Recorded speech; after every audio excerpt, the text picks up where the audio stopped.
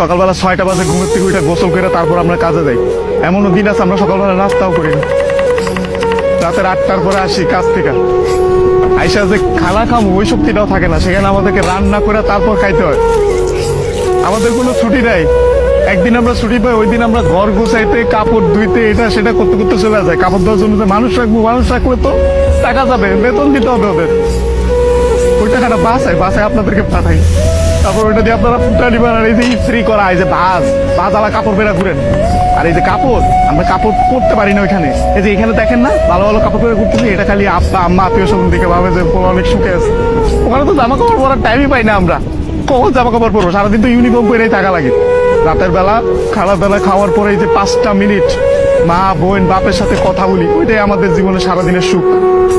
সারাদিন কষ্ট করে ওই যে 5টা মিনিট মায়ের সাথে কথা বলবো, এটার জন্য 16 ঘন্টা 18 ঘন্টা করে আমাদের চাকরি করা হয়। বুঝবেন না আমাদের কষ্ট। আমরা হয়েছে পৃথিবীর সবচেয়ে বড় মৃত্যু, কারণ আমরা উঠতে উঠতে মিথ্যা কথা বলি। মা যখন জিজ্ঞেস করে বাবা খাইছ না, বলি খাইছি। কি বলবো, আর তো বলতে পারবো না। মা যখন